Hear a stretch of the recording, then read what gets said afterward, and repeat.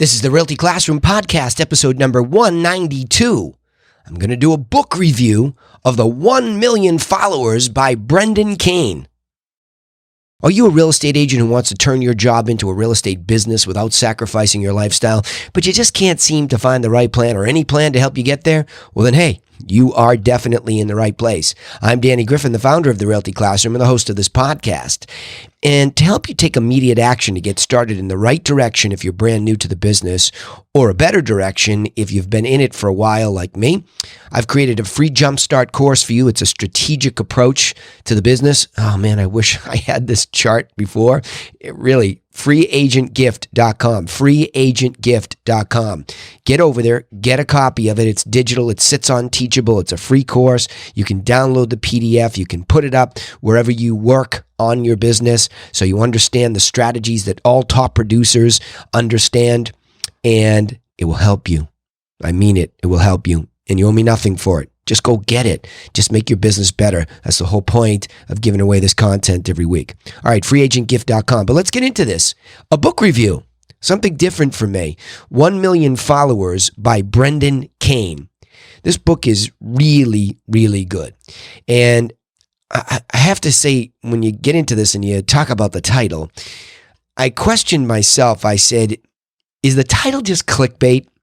I mean, one of the things that's happened to me over time is I have a certain level of cynicism. I've become a little bit cynical for all of these ridiculous marketing offers that are just everywhere, online, offline, book titles, this thing, that thing. So when you see a title like 1 million followers and then you read a little bit about it and you realize 1 million followers in 30 days, it just sounds absurd. So it's so easy to allow your cynicism, your doubt, your fear, whatever, to just dismiss it. And I'll guarantee you that probably happened to me with this book, because it's not like this book just came out. And I have my radar up for all good strategic ideas in every part of this business, and certainly on the content end of things. I got so far into the content production that I ended up partnering up with Eric, who's over in Belgium. He's my partner, and we own a company called Realty Websites, where originally the idea was to just build me a better website so that I could display my properties better and whatnot. So we got strategic there. But it was really because I understood the power of content. I understood the power of just listed properties being displayed correctly, just sold properties. I understood blogging for years. I go way back to about 2008, where I really understood the power of WordPress as a software and the power of what blogging meant. It was content being given away. I only wish I knew as much as I did today, because I would have taken advantage of it even more. And I remember my original podcast, I sat in a room, and it really was a Monday morning Mojo, I called it back in the day, and I would record on free software, Audacity, and I would have to have one take because I didn't want to do editing, and it was the wild west of content delivery, but I understood the power of it way back when, because something in me intuitively back then said, yes, I know how to go face-to-face with sellers and buyers, and I have certain strategies in place. Those face-to-face strategies have evolved. My direct marketing has evolved. But I needed my content, especially in a digital way, to evolve. So I've dabbled, I've studied, I've tested, oftentimes to retreat. Because for me, and for a lot of you, I know you'll get frustrated by social media and content delivery and all of this. It's overwhelming, especially if you've been in the business a while and you're already busy. You get overwhelmed by, well, how do I do all this? What do I do? Well, enter this book. Now, I'm not going to dive deep down into this, but in my private coaching group, in the mastermind, we mind map out everything. We don't try to come up with an idea and just dabble in that. We say, does it fit into the strategy? So I want you to understand that I was reading this book with a very particular intent to see if I could apply it to this already very detailed content strategy map. When I say very detailed, it's exactly how I create content, just like I'm doing here in the studio today. What happens to this content next is it goes out to a small team that's mostly overseas that organizes it and distributes it onto my website, then out to social. Simply put, that's what that sounds like, right? So I think to that extent, it's really important for me to understand or help you. Sorry, microphone just collapsed. It got excited about the subject. So The idea is that as you look at all of that, it does sound complicated to you. But let me just first, before I get into the book and whether it was clickbait or not in the title, let me just say this. If you just did one piece of content a month about how your marketplace was doing, that would be a wonderful start. Hear what I'm saying? You could even just create a list of statistics. Literally. I mean, I really want you to start with the simplest thing versus just quitting when you hear all of the detailed information. Because on the continuum of learning, there's always the simple first step. Always. Especially when you don't know something. I'm going to implore you, don't dismiss a subject. You say, oh, I'm not there yet. I listened to coaching members say that for years. When I was at another company, when I started my own, I'm not there yet. Everybody, what? It's just such a quitter's mentality. If you're in business, you have to always learn what the smallest step is in the most important parts of the business. So in this one, figure out what's happening in your marketplace. And if you're a member of an MLS, they give you that information and just put it out in a piece of content. If you don't like video or you're not ready for video yet, fine. Just put it on some digital placard or, you know what I mean, a digital post. Just have it made or make it yourself in Canva.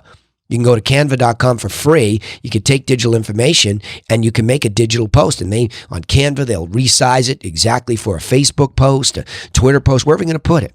And just fall forward. How's the market? Here's how the market is. Pretty simple, okay? So let's go back to this. When we create content and we put it out there on social or on a website, in the internet, anywhere, on the internet, anywhere, it becomes a fly speck in the ocean because there is so much information out there. It just disappears. We tell sellers this too.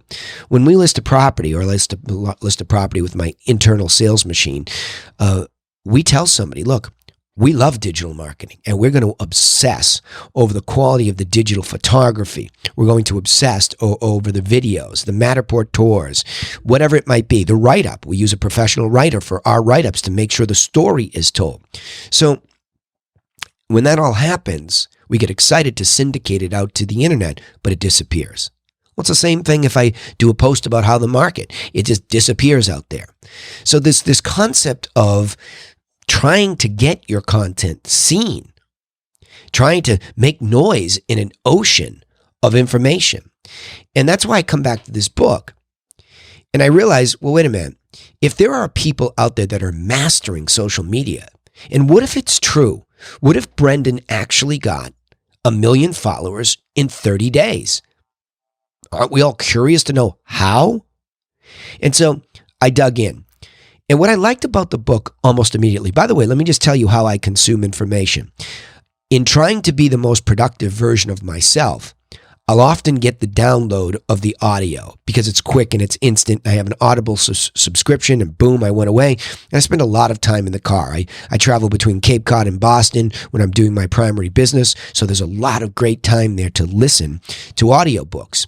And when I listen to an audiobook, I start to listen for the actionable items in the strategy. That's just the way my brain has now developed over the last, especially 5 years. I'm looking for action items. I've come to realize that I can't do anything unless I learn a strategy, memorialize it onto a yellow pad of paper, legal pad, and then try to digitize it if I can in a piece of software that reminds me or the people who are assigned those tasks to do it. Simple process of management. Really simple. And so I started to listen to this book and I'm like, I've got to get a hard copy of this book. I've got to see these words. I have to break out my highlighter and my pen and go another level. This is good stuff. I can hear it. And this is what I've been looking for. So I ordered that from Amazon. I think within 2 days it was there. So now it's kind of weird. This never happened to me before. I'm listening in the car as I can, and then I'm getting into reading it. And it's like, it's a race. I'll be listening to it, then I'll read it, or vice versa. So it's been a pretty fascinating way to learn in an auditory way and then a very kinesthetic physical way. And I really, really will tell you, I have underlined and highlighted and made notes in this book more so than any book I can remember I've read in a long time. I mean, I read for pleasure too. I'm reading some Dostoevsky to try to challenge my brain with language and thought process. But when I get down to a how-to book and it's good, I want to rip it apart. And I'm looking for actionable items.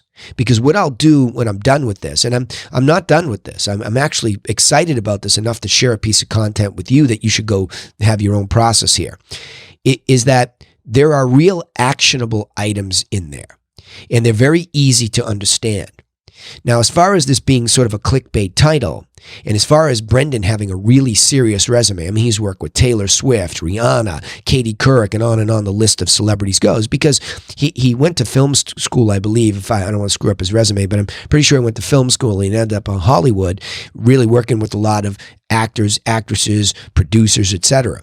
So promotion and marketing is a huge part of that industry. I know because I have a daughter in LA who's an actress, and we talked about this book. I couldn't wait to get it in her hands and say, this is the way that any business, individual business, big businesses, we have to pay attention to this. The world has completely shifted, and this is the way people are vetting you. They are going to make a buying decision on you, especially based on what they see online. Certainly how you talk to them on the phone. Certainly what direct mail and marketing you leave behind physically. Certainly those face-to-face presentations and the way they feel about you. But they're going to go to the internet. And don't sit there and tell yourself it's some age bracket. I walked into a listing presentation the other day where we used telemarketing to get a direct mail package out to book an in-house presentation. When I went there, the wife and the husband, they're both in their 80s. She was holding her cell phone and she was looking at my website. Remember what I just told you about content distribution? And she was looking at my active and sold listings, which is exactly what I did with my websites, to manipulate that to be easily found so I could be easily vetted. There I was being vetted in the house live. So that's how important content is. Now, that doesn't have anything to do with the blog feed where they would be justified in seeing me as an expert, as I talk about the market updates, as I talk about seller tips, buyer tips, and when I'm recruiting, agent tips. Well, I'm always recruiting, so all three of those things are happening in the blog feed. So I have just listed, just sold, blog information. And it's not rocket science. Again, you're probably talking about these things anyway. So real actionable items is what I saw. And I'll get into this now with this key takeaway. And I'm going to give you the warning first because you'll dismiss this. I went online and I looked at Twitter and I looked for reviews of the book, and I was curious as I was learning what he was saying to do. I went in there and of course what you see immediately are the naysayers. And they're so dangerous to the mindset, not just the internal one. I told you my own cynicism was my biggest danger, but it's all of these people out there that are giving these reviews that just, what do they really do? Did you really just skim this? And in the minute you saw something that you didn't like or didn't agree with, you just put your post up and said the book stinks because you're talking about buying followers. And that's exactly what my daughter did too. And that's what I used to do too. Because my perception, now misperception, was that you just went out and you bought followers. So you just created this impression. But it's more complicated and sophisticated than that. So I want you to stop criticizing buying followers versus what he expresses perfectly. Paying for them to see your good content. Okay, there's a difference. The perception and the simplification for the lazy brain or the cynical is that we just can somehow go to Facebook, for example, because he's very big on Facebook and Instagram, but Facebook especially. So the ability, 2 billion users on Facebook, I mean, just an amazing platform. People want to criticize it. It's an amazing platform. So the ability to go to Facebook, for example, and take your market update for a small example and pay for Facebook to show it to who you believe would be your ideal seller or buyer avatar or ideal client. Just pay them to put it in front of them with the campaign goal of getting a follower. That's it. That's all he's talking about here. So, the next dismissal is, well, I don't have the money to do that. Okay, well, when I saw him put this down, he was talking about for $25, putting a piece of content in front of somebody for 24 hours. Well, that sounds pretty reasonable. I bet you'll sneeze that out the door this week on something frivolous. So why wouldn't you want to create one piece of content that you think matters to get you out there? Is at least a talking billboard, even if it's just a still piece of content because you're not ready for video. See what I'm saying? It's a mind shift, and it's not rocket science. I mean, I could just remember, and then he goes on to validate some people that run big agencies or big brands saying that paid is the new organic, right? I mean, back in the day, early on, if you could create an enormous amount of content and it was good content and it would get indexed by Google because it was being shared, it was being, spread around, great. But now everybody's out there trying to do this. So you just want to be strategic for yourself. And that's what's cool about this. You're not up against these big macroeconomic situations. You're in a micro. Think about it. One piece of content in one geography with some money behind it. And most people are going to blow this book off like I did before. And they're going to dismiss it like my daughter did. That's so gross if I'm buying followers, she said. Right? And I get why we do these things. Get beyond that. And then the last point is here. I want to really go back and reemphasize a piece and pull it out what I just said there. Start with the easiest steps. Read good books like this that are how-to and strategic. A lot of people, and you'll see Brendan is a typical marketer, so he's looking to build his list. He's looking to sell some product. I mean, that's obvious in the book. Don't get turned off by that. He's a business person. So the book itself, albeit gives away a lot of his best stuff for free, which I'm a huge believer in. That's what I do here. I give away my best what to do information for free. And of course, if I want to learn how to do it, then Brendan makes it easy for me to go buy one of his products. I can just go buy it. And it's an entry-level product. So if you're watching a funnel, there's always the best what to do information for free. And there's the entry-level how to do it for free. And then I'm sure there's an upsell from there to become a client of the company or whatever it might be. Don't dismiss people that give away really good content for free just because they need to make a living on top of that. Right? So when you go to this book, I'm going to re-emphasize first, develop that key mentality. Stop criticizing that you're going to have to pay to play. It's the way of the world. Don't be naive. Secondly, is that you want to test some piece of paid content, even if the effect is to just see that it can work for you in a very, very small way. You don't need to get to 1 million followers just to prove to yourself that this is a viable thing in our modern business context. That's all you have to do. So test paid content distribution for yourself. And if you don't know how to do that, keep that simple. You can go to YouTube in about 30 seconds from searching. You'll find somebody else who shows you how to easily set up in your Facebook Ads Manager to set up your account for Facebook. And if you haven't set up a page for your business versus your profile, that's all out there and easy to learn. I'm highly recommending you do it. Okay? So beyond this book, there's a couple technical things that if you're hearing this for the first time or you're a new agent and never even thought about this or you're a veteran and you've been around a long time and you dismiss it, keep it easy. Let me go back and reiterate these points here today. So we are reviewing 1 Million Followers by Brendan Kane. And the way that I reviewed that book, or I'm using that book, is both on Audible. I started off with the auditory version, listening for strategic conversation, and I heard it. So I rushed and got Amazon to deliver me the hard copy. So ironically, I'm having this experience both auditory and kinesthetic, meaning physically writing down, highlighting, etc. And here are my key points. I too wondered whether the title was just clickbait and this was just a way to sell books and some lousy information. It's not. This is the real deal. And he himself built 1 million followers for himself in 30 days, let alone helping some major brands. Secondly, books that give away real what-to-do actionable items, they have a soft spot in my heart, or there's a soft spot in my heart for them. I love good books that give away real actionable items. This does that. The third point is one of my key takeaways was we have to stop being so cynical and criticizing buying followers, because when we say that, we create a misperception versus paying for them to see our good content and then getting them to follow us because of the content. That's a key takeaway in this book. And lastly, if you feel overwhelmed listening to all this, just start with the easiest steps. Test one piece. I'm asking you, test one piece of paid content distribution. Do it on Facebook. Make sure you have a business page set up. If you don't know how to do that, go to YouTube. Then take one How's the Market with a market update and test spending some money, getting that content in front of people with the campaign outcome of getting followers. Let's see what happens. All right, I'll chunk it up by saying it and reviewing it this way.